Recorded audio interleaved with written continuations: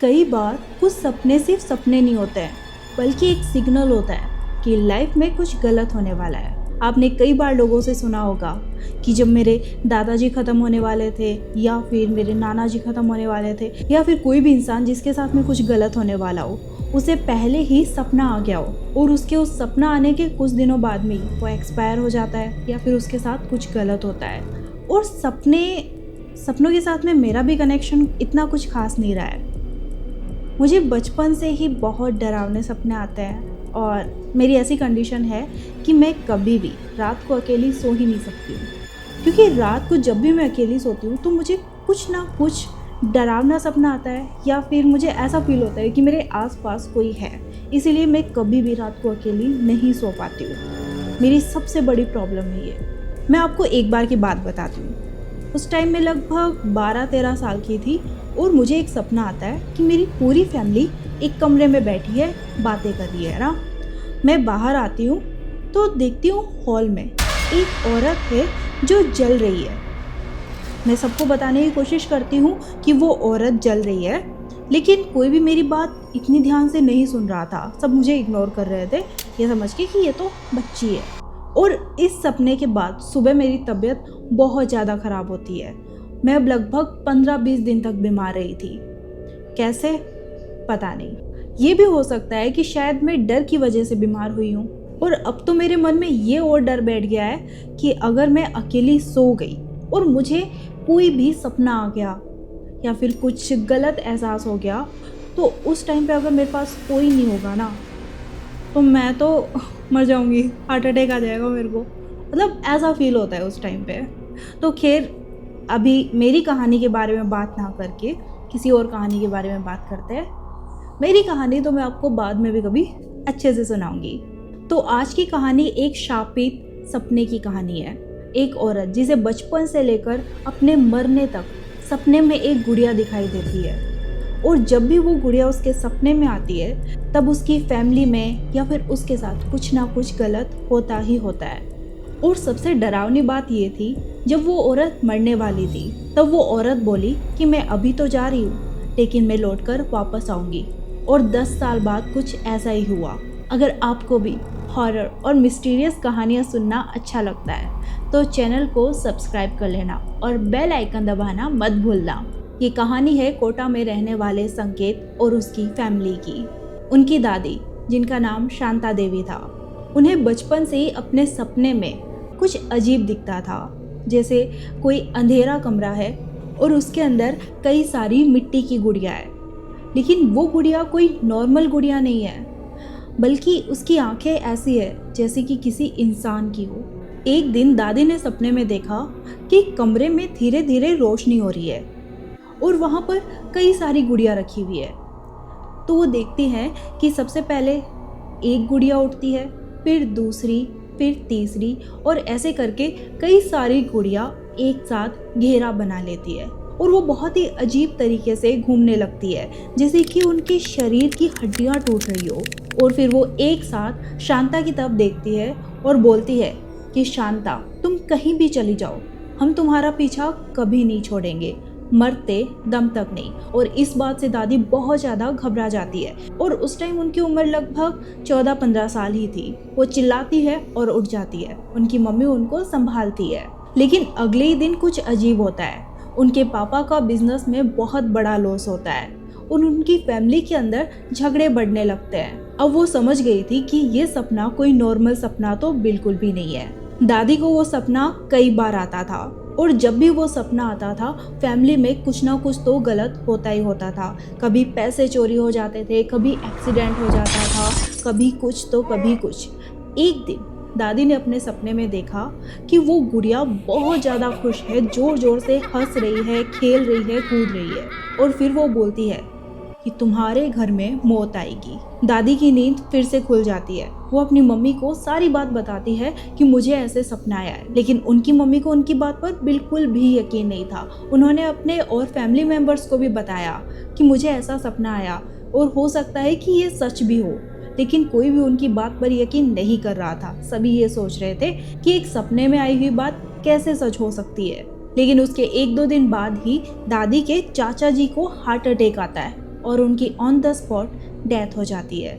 अब सब उनकी बात को मान गए थे कि हो ना हो इसके सपने सच है, और उसके बाद से सभी ने उन पर यकीन करना शुरू कर दिया था। उनकी फैमिली ने कई पंडितों को, कई तांत्रिकों को उनको दिखाया, लेकिन कुछ भी फ़ायदा नहीं हो पा रहा था। उनके इन सपनों का इलाज नहीं हो पा रहा था, और इसी वजह से कुछ ना कुछ फैमिली में गलत होता ही रहता था। उनकी शादी एक कॉलेज के प्रोफेसर से हुई। शादी के कुछ सालों बाद दादी को फिर से वो सपना आता है, लेकिन इस बार और ज़्यादा भयानक। उन्हें सपने में दिखाई देता है कि वो गुड़िया जोर से हंस रही है, लेकिन उसके साथ साथ उसकी आंखों से काला पानी निकल रहा है और वो बहुत ज़्यादा डरावनी लग रही है। और वो फिर से बोलती है कि हमने कहा था ना तुझे, हम तेरा पीछा कभी भी नहीं छोड़ेंगे। खैर सुबह होती है, दादी की आँख खुलती है।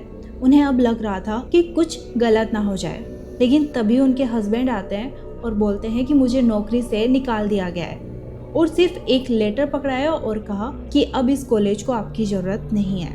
उसके बाद से घर में थोड़ी अजीब चीज़ें होने लगी, लेकिन ये सब सिर्फ दादी को ही दिखाई देता था।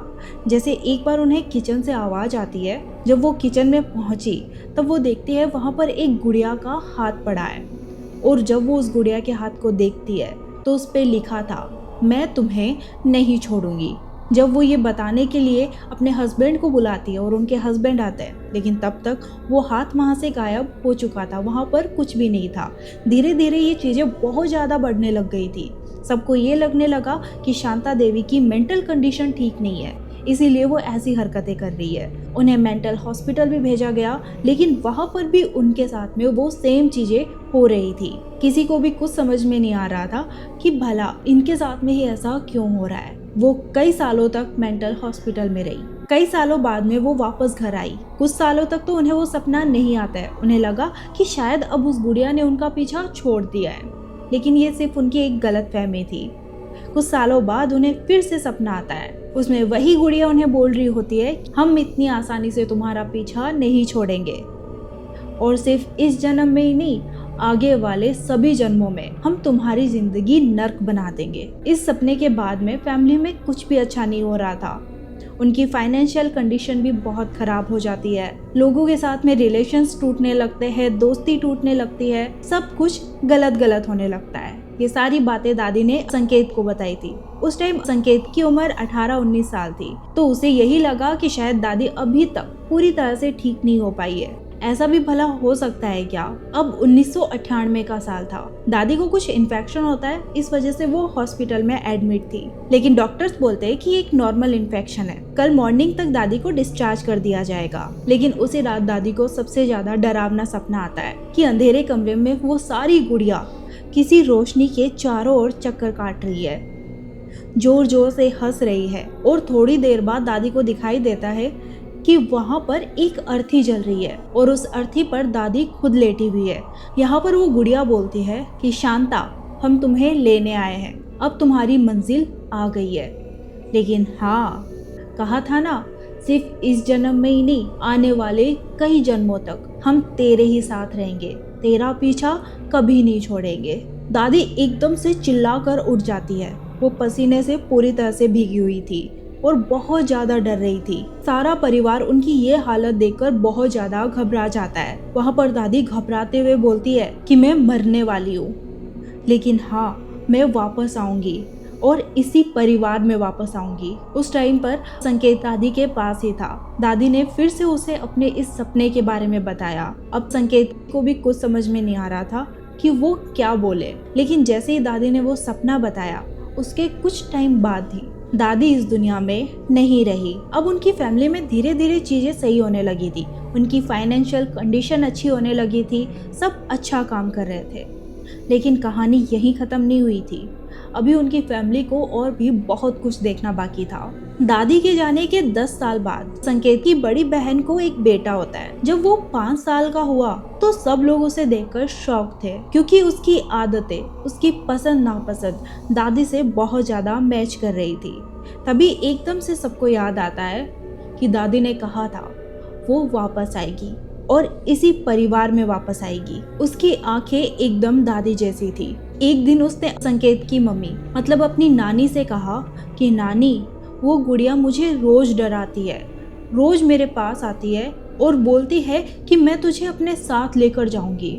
नानी, मुझे बहुत ज़्यादा डर लगता है उससे। ये सुनकर सारे परिवार वाले हैरान हो जाते हैं। अब उन्हें टेंशन होने लगी थी कि इस बच्चे के साथ कुछ गलत ना हो। वो बच्चा अक्सर अपने कमरे के एक कोने में बैठकर किसी से बातें करता रहता था, लेकिन जब कोई उसके पास जाता तो देखता कि उसके पास में तो कोई भी नहीं है, तो फिर वो बातें किससे कर रहा था। और फिर जब उससे पूछते कि तुम किससे बातें कर रहे हो, तब वो बोलता था कि मैं तो उस गुड़िया से बातें कर रहा था। सभी को ये लगने लगा कि अगर वो गुड़िया वापस आ गई है तो क्या उसका वो श्राप भी वापस आ गया है, और अगर ऐसा कुछ होता है तो उनकी फैमिली फिर से प्रॉब्लम्स में आ सकती है। एक दिन तो हद हो जाती है। वो बच्चा अपने कमरे में बैठा होता है और पता नहीं किससे बात कर रहा होता है। ऐसा लग रहा था जैसे उसके चारों ओर कोई बैठा हो। जब उसकी मम्मी उसे देखने के लिए जाती है तब वो देखती है कि उनका बच्चा सर्कल में बैठा है, लेकिन उसके आसपास कोई नहीं था। लेकिन तभी वो नोटिस करती है कि वहाँ पर सिर्फ उस बच्चे की परछाई नहीं थी, वहाँ पर कुछ परछाइयाँ और भी थी, जो कि लग रहा था जैसे हिल रही हो, असल में जिंदा हो। ये सब देखकर वो बहुत ज़्यादा डर जाती है, अपने बच्चे को उठाती है और पूरी रात उसे अपने पास ही रखती है। संकेत अपनी ये सारी प्रॉब्लम्स अपने एक फ्रेंड को बताता है। उसका फ्रेंड उसे एक पुजारी का नंबर देता है, जो कि काफ़ी जाने माने पुजारी थे। वो बोलता है कि ये तेरी सारी प्रॉब्लम सॉल्व कर देंगे, तो एक बार बस उस बच्चे को इनके पास ले जा। तो संकेत की फैमिली उस बच्चे को उन पुजारी के पास लेकर जाती है। वो पुजारी के पास पहुंचते हैं और जैसे ही पुजारी उस बच्चे के सर पर हाथ रखते हैं तो वो सारी सिचुएशन समझ जाते हैं। अब वो पूरी कहानी बताते हैं कि आखिर ये श्राप उनकी फैमिली को कैसे लगा, ये गुड़िया उनके पीछे कैसे पड़ी। एक औरत थी जो तंत्र मंत्र किया करती थी। उसे लगता था कि इन तंत्र मंत्र से वो कुछ भी हासिल कर सकती है, इसीलिए उसने 5 नाबालिग लड़कियों की बलि दी थी और उन लड़कियों की आत्मा को 5 गुड़िया के अंदर कैद कर लिया था। लेकिन जब गांव वालों को इस बात के बारे में पता चला तो सारे गांव वालों ने मिलकर आधी रात को उसका घर जला दिया, जिसके अंदर वो जलकर मर गई। लेकिन उसने जाते जाते उन गुड़िया को एक बक्से के अंदर बंद कर दिया था। सारा घर, वो औरत, सब कुछ जलकर राख हो गया था, सिवाय उस बक्से के। किसी ने भी उस बक्से के ऊपर इतना ज़्यादा ध्यान नहीं दिया। उसके कुछ महीनों बाद ही एक आदमी ने उस घर को खरीद लिया था, और वो आदमी और कोई नहीं बल्कि शांता देवी के फादर थे। अब उन्होंने वो घर खरीदा, लेकिन घर की कंडीशन बिल्कुल भी ठीक नहीं थी। पूरा घर जला हुआ था, इसलिए उन्होंने इसे रिनोवेट करवाने का फैसला किया। उन्होंने अच्छे से घर को पेंट करवाया, उसकी मरम्मत करवाई। लेकिन जब ये सब कुछ चल रहा था तब वहाँ पर शांता आती है। उस टाइम उनकी उम्र लगभग 10-12 साल थी, और जैसे ही वो अंदर आती है वो उस बक्से को देखती है, और उसे जैसे ही खोलती है उसमें वो गुड़िया मिलती है। उसे वो गुड़िया काफ़ी पसंद आती है। वो फिर अच्छे से उनको रखने लगती है, लेकिन धीरे धीरे उसे एहसास होता है कि ये नॉर्मल गुड़िया बिल्कुल भी नहीं है, इनके साथ कुछ तो गलत है। क्योंकि जब भी वो उन गुड़िया के साथ खेलती तब उन्हें ऐसा लगता कि ये गुड़िया उन्हें देख रही है। और एक बार तो उन्होंने अपनी आंखों से देखा कि उनमें से एक गुड़िया ने अपना सर हिलाया। इस बात से वो बहुत ज़्यादा डर जाती है और उन सभी गुड़िया को फिर से उस बक्से में पैक करके घर के एक स्टोर रूम में रख देती है। लेकिन अब उन गुड़ियाओं ने शांता देवी को चुन लिया था। अब इतना आसानी से वो उनका पीछा नहीं छोड़ने वाली थी, इसीलिए उनके साथ में ये सब कुछ हुआ था, और अब उस बच्चे के साथ हो रहा था। पुजारी बोलते हैं कि हमें उन गुड़ियाओं को ढूंढना होगा इससे पहले कि वो इस बच्चे को या आपके परिवार को नुकसान पहुंचाएं। अब सभी दादी के गांव जाते हैं जहां पर वो घर बना हुआ था। अब उस घर में कोई नहीं रहता था, क्योंकि वहां पर जो भी रहता सभी को ऐसा एहसास होता था कि उनके आसपास कोई है। इसीलिए सारे गांव के लोग उसे भूतिया घर के नाम से जानते थे। वो लोग जैसे ही अंदर जाते हैं उन्हें बहुत ही अजीब फील होता है, बहुत ही घुटन फील होती है। अब सब लोग उस बक्से को ढूंढने लगते हैं जिसमें वो सारी गुड़ियाएं थी। कोई कमरे में देखता है, कोई किचन में देखता है, कोई कहीं। लास्ट में वो स्टोर रूम में देखते हैं। स्टोर रूम में जाते हैं तो वहां पे भी उन्हें वो बक्सा नहीं मिला था। तभी संकेत की नजर पड़ती है उस स्टोर रूम के ऊपर एक छोटी सी अलमारी बनी हुई है, और वो बक्सा उन्हें वहीं पर ही मिलता है। संकेत जल्दी से उस बक्से को उठाता है और पुजारी के पास लेकर आता है। सब लोग उसे गाड़ी में रखते हैं और मंदिर की तरफ जाने लगते हैं। उस टाइम संकेत ड्राइव कर रहा था, पुजारी उनके जस्ट पास में बैठे थे और पीछे की तरफ वो बक्सा रखा हुआ था। बाकी सारे लोग दूसरी गाड़ी में आ रहे थे। तभी संकेत को एहसास होता है कि उस बक्से में कुछ हिल रहा है। वो बहुत जोर से हिल रहा था, जैसे उसमें जो कुछ भी है वो बाहर निकलना चाहता है। इन सबसे संकेत बहुत ज्यादा डर जाता है और बहुत तेज ड्राइव करने लगता है। तभी उस बक्से में से आवाज आने लगती है कि मैं इतनी आसानी से नहीं जाऊंगी, मैं तुम्हारे पूरे परिवार को बर्बाद करके ही जाऊंगी। अब वो पुजारी एक मंत्र पढ़ने लगते हैं। उस मंत्र से ऐसा लग रहा था कि उस बक्से में जो कुछ भी है वो बहुत ज्यादा डर रहा है। वो बार बार बोल रही थी कि चुप कर जाओ वरना बहुत बुरा हो जाएगा, और ये आवाज बहुत ज्यादा भयानक थी। फाइनली वो लोग मंदिर तक पहुंच जाते हैं। अब मंदिर से 4-5 लोग बाहर आते हैं और वो उस बक्से को लेकर अंदर चले जाते हैं। अंदर जाते ही पुजारी और उनके साथ में कुछ और लोग थे जो कुछ मंत्र और रिचुअल्स करने लगते हैं। फिर उस बक्से के चारों तरफ एक सर्कल बनाया जाता है, उस बक्से को खोला जाता है। लेकिन जैसे ही बक्सा खुलता है तो वो 5 गुड़ियाएं बाहर आ जाती है। ऐसा लग रहा था जैसे उन गुड़िया के अंदर जान आ गई हो, लेकिन वो उस सर्कल से बाहर नहीं निकल सकती थी। इसीलिए पुजारी जल्दी से उस सर्कल के अंदर आग लगा देते हैं और वो 5 गुड़िया उसी टाइम जल जाती है। उसके बाद से संकेत की फैमिली के साथ में ऐसा कुछ नहीं होता है, सब कुछ नॉर्मल हो जाता है। लेकिन ये इंसिडेंट उनकी पूरी फैमिली को याद रहा, वो कभी भी इसे नहीं भूल पाए और इसका सबसे गंदा इम्पैक्ट पड़ा उस बच्चे पर, जिसे आज भी वो गुड़िया सपने में दिखाई देती है।